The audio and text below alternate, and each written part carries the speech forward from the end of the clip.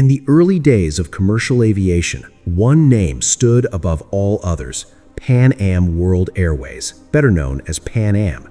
It wasn't just an airline, it was a symbol of American ambition, technological progress, and global connectivity. Pan Am pioneered routes that no other airline dared to fly, connecting continents and bringing the world closer together.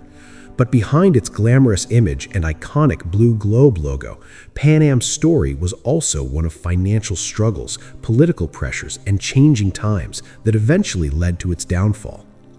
Pan Am began in 1927 as a small mail carrier operating between Florida and Cuba, but under the visionary leadership of Juan Trippe, it quickly expanded into a global aviation powerhouse. Trippe's dream was simple yet bold: to make the world accessible to everyone, and Pan Am made that dream look possible.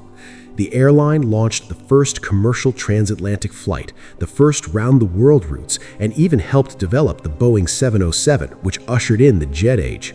Pan Am became synonymous with elegance in the sky, stylish uniforms, luxurious cabins, and unmatched service that defined the golden age of air travel. Throughout the 1950s and 1960s, Pan Am wasn't just flying people, it was shaping an era. Celebrities, diplomats, and business leaders preferred Pan Am because it represented prestige and safety. The airline expanded aggressively, creating hubs across the world and dominating international travel.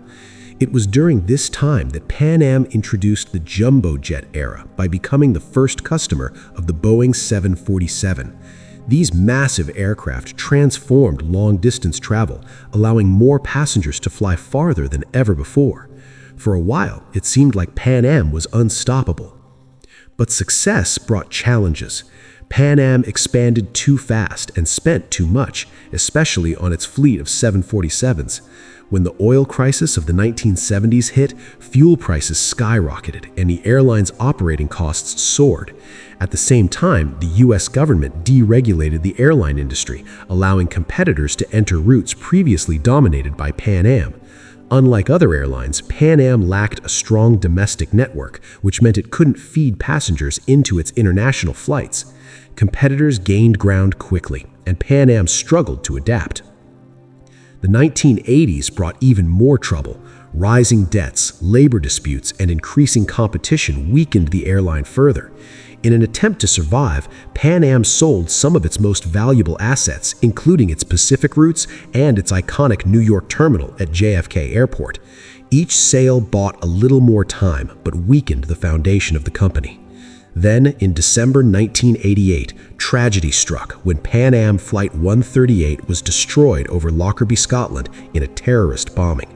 The incident not only devastated families, but also severely damaged the airline's reputation and finances. By the early 1990s, Pan Am was a shadow of its former self. The company attempted one last restructuring plan, but it was too late. On December 4, 1991, Pan American World Airways ceased operations after 64 years of service. Airports removed its signs, employees said emotional goodbyes, and the world watched as one of the most iconic airlines in history disappeared forever. Yet Pan Am's legacy continues to shape aviation. It helped introduce jet travel, global routes, computerized reservation systems, and many innovations we take for granted today.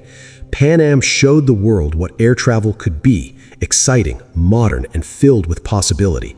And even though the airline is gone, its influence lives on in every international flight that takes off today, connecting people across borders just as Pan Am once dreamed.